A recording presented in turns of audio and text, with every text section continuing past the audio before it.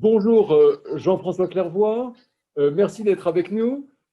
On n'a plus besoin de vous présenter, Jean-François, astronaute, vétéran, 3 vols navette, et puis vous avez vécu surtout au cœur de la NASA pendant des années, et vous avez vécu dernièrement l'extraordinaire atterrissage, pour pas dire amarcissage, de Persévérance sur Mars. Ma question tout de suite, c'est quand on parle d'un astronaute, c'est on voit sur ce merveilleux robot qui va faire énormément de choses, qui est un peu nos yeux et nos doigts, nos bras sur Mars. On voit aussi une expérience qui s'appelle MOXIE. Et MOXIE annonce vraiment le futur. C'est une machine qui est destinée à fabriquer, si je ne me trompe pas, de l'oxygène à partir du gaz carbonique sur Mars pour un jour aller explorer avec des astronautes comme vous, Jean-François. Est-ce que cette manip est vraiment l'étape suivante de l'exploration martienne? Bonjour Frédéric, bonjour à tous. Alors, cette expérience, en tout cas, elle symbolise le fait que la démarche, la feuille de route destinée un jour à amener des humains sur Mars est en route. Mais ce n'est qu'une expérience secondaire. La première chose importante que Persévérance fait, c'est voir si sur le plan scientifique, ça vaut le coup d'envoyer des humains assez rapidement, dès qu'on le pourra, pour augmenter cette capacité de recherche scientifique. Si on trouve absolument rien, aucune trace de vie, il faudra revisiter les motivations qui justifieront l'envoi d'humains vers Mars. Mais c'est vrai que Persévérance, embarquant cette expérience technologique qui est un démonstrateur d'exploitation de ressources in situ, comme on dit, sur place, Ouais. pour voir si plus tard on peut utiliser l'atmosphère martienne pour créer une atmosphère artificielle respirable, eh bien, ça montre bien qu'on avance. On a besoin de faire ce genre de recherche technologique. C'est comme son autre mission, encore une fois relativement secondaire, mais importante, d'extraire des échantillons du sol martien pour être récupérés plus tard. Alors bien sûr, l'objectif premier est scientifique, mais si on démontre dans la décennie qui vient que ces échantillons pourront revenir sur Terre, on aura avancé dans la démonstration de la capacité à non seulement aller vers Mars, ce qu'on sait faire autour de Mars, à la surface de Mars, mais en revenir de la surface. Et avant d'envoyer des humains vers Mars, il faut qu'on se soit démontré à nous, notre communauté astronautique, cette capacité technique d'envoyer des humains vers Mars et de les ramener. Donc, faisons-le d'abord avec des échantillons. Et alors, quelle est l'étape suivante? Là, maintenant, aussi bien l'Agence spatiale européenne euh, que la NASA parle bien sûr d'un retour vers la Lune. Mais est-ce que la Lune n'est pas ce tremplin précisément vers Mars? Est-ce que Mars est vraiment, voilà, est-ce que c'est l'exploration? Est-ce que la génération suivante va aller vers Mars? Est-ce qu'il faut fouler Mars d'une façon ou d'une autre? Alors, effectivement, la Lune est un tremplin, alors pas au sens au premier degré, pas pour mieux repartir physiquement. C'est un tremplin sur le plan technologique et surtout opérationnel. La Lune étant à portée de la Terre visuellement, aussi sur le plan de la radio, et puis aussi en accès relativement rapide en termes de vaisseaux de transport, quelques jours, eh bien, apprenons d'abord sur ce corps céleste qui est à proximité, ce que ça signifie de ravitailler une base posée sur un autre corps céleste, d'échanger les équipages, d'entretenir, de maintenir, d'effectuer des sorties dans l'espace dans un environnement très hostile en termes de poussière, de grains de poussière. On sait que la poussière lunaire est très agressive, très, en termes mécaniquement. C'est comme de la limaille de verre microscopique. Donc, apprenons sur la Lune ce qu'on veut faire un jour sur Mars. Voilà. Et la Lune, donc, c'est un terrain d'apprentissage. Et au passage, bien sûr, les équipages feront de la science. C'est pour ça qu'on choisit un site d'atterrissage des futurs astronautes sur la Lune. On peut dire à l'unissage, hein, pour la Lune, c'est une exception.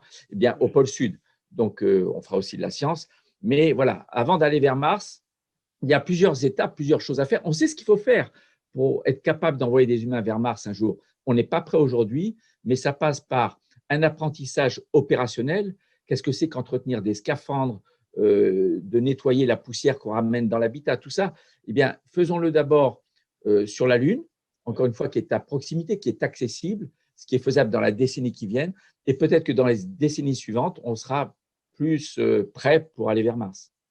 Mais alors, Jean-François, ce qu'on a constaté là avec le succès de Persévérance, ces merveilleuses caméras qui nous ont fait vivre l'arrivée sur Mars, on a vu un enthousiasme extraordinaire, non seulement pour ce succès, mais pour Mars. Tout d'un coup, il y a une excitation quasi planétaire, sans parler des autres agences spatiales qui visent Mars et qui ont envoyé leurs sondes, comme bien sûr comme la Chine, l'Inde, les Émirats arabes unis, bientôt les Japonais.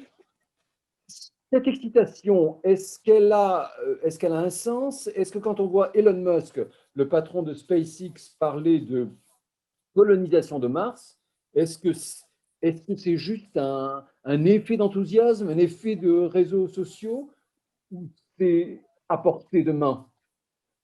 Alors, il y a deux aspects là. L'excitation, je pense qu'elle vient de l'émerveillement devant l'intelligence humaine capable de se téléporter sur Mars. Lorsqu'on a des images de très grande qualité, qu'on a un robot qui embarque une intelligence artificielle capable de nous envoyer le signal avec 11 minutes de retard, j'ai reconnu le terrain où je suis, le sol et là où je vais me poser. C'est donc pas juste un peu au hasard et par chance qu'on va se poser sur un terrain assez horizontal. Le robot a fait de la reconnaissance de forme, donc il a embarqué de l'intelligence. Donc c'est ça qui est excitant, c'est que c'est comme la première fois que vous pilotez un drone ou un avion télécommandé, Ouais. vous agissez ici en tenant dans vos mains la télécommande pour commander une machine qui est là-bas et qui fait quelque chose que vous voulez ici.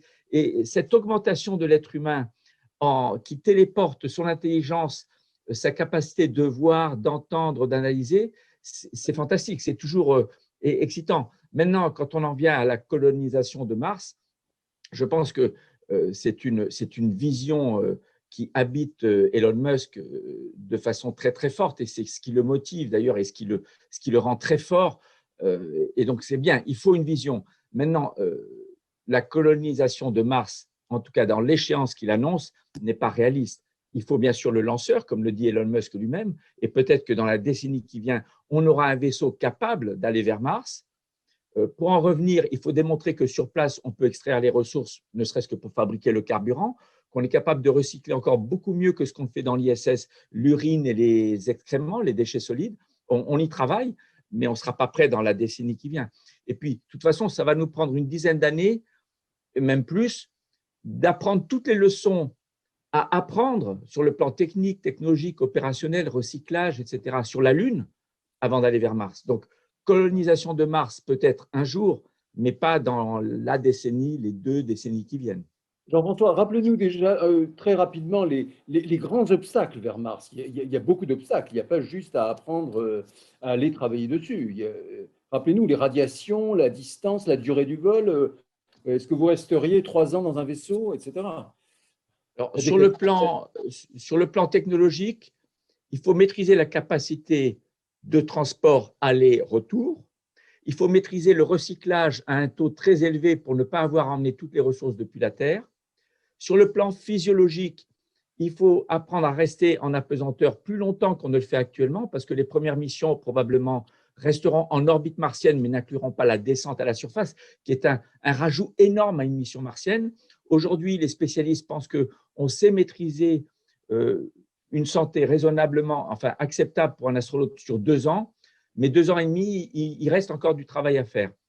Mais peut-être qu'on y arrivera dans les 15-20 ans qui viennent. Donc, le voyage, c'est 2 ans et demi.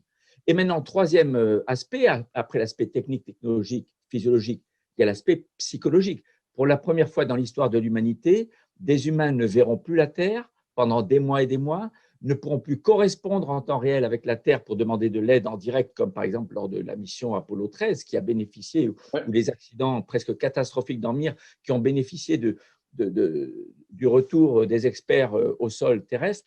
Et puis surtout, ce qui n'a jamais eu lieu dans l'histoire de l'astronautique à ce jour, il n'y a pas de scénario de retour d'urgence dans une échéance à très court terme. De l'orbite basse, ça prend moins d'une demi-journée, quoi qu'il arrive, entre le moment où on décide qu'il faut rentrer et le moment où on est sur Terre. Depuis la Lune, c'est 2-3 jours maximum. Mais une fois qu'on est parti vers Mars, on est parti, quoi qu'il arrive, pour des mois et des mois. C'est pour ça d'ailleurs que je recommande depuis pas mal de temps que la première mission habitée martienne se fasse avec 2 vaisseaux qui partent dans la même fenêtre de tir, même s'ils sont à 100 000 km l'un de l'autre, qui ne se voient pas, ce n'est pas grave, mais ils peuvent se parler par la radio en temps réel et ils peuvent se secourir mutuellement. Avec un chirurgien et un dentiste au moins. Alors, sur le plan médical, les toubibs disent qu'a priori, on sait très bien aujourd'hui préparer les équipages à gérer quasiment toutes les situations médicales, même les péritonites, les appendicites. Le seul point encore très délicat, c'est un épanchement sanguin dans le cerveau. Aujourd'hui, il faut rapidement percer la boîte crânienne, aspirer le sang. Donc, est-ce qu'on embarquera un robot avec une intelligence artificielle suffisamment qualifiée pour faire une chirurgie autonome, automatique du cerveau d'un astronaute? Ça, c'est une grande question. Mais peut-être que c'est un risque à prendre d'envoyer un équipage pendant 2 ans et demi, en sachant qu'il y a certains aspects médicaux imprévisibles sur lesquels on n'aura pas de solution. Un dernier mot, Jean-François, on va terminer. Est-ce que vous partagez, beaucoup de vos collègues astronautes de la NASA prennent leur voiture des fois depuis Houston et foncent jusqu'à Boca Chica, qui est un tout petit quasi village, où Elon Musk met au point cette fameuse fusée martienne Starship, qui est déjà au 8e ou 9e lancement, où les mises au point sont compliquées, bien sûr, ça explose des fois. Mais est-ce que vous partagez cet enthousiasme? Est-ce que vous sentez que c'est le bolide qui va transporter un jour vos successeurs sur Mars? Si j'étais à Houston et que j'étais disponible, c'est sûr que j'accompagnerais mes collègues et je vivrais ça de mes propres yeux. C'est vivre de ses propres yeux, avec ses propres émotions et puis le corps qui vibre lors du lancement.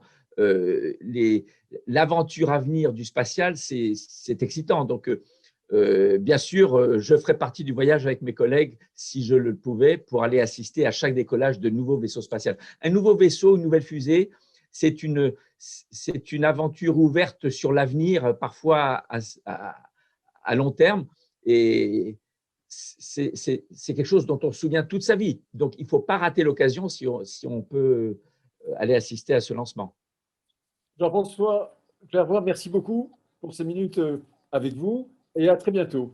Merci. Alors, live long, safe and prosper, comme disait mon ami Spock.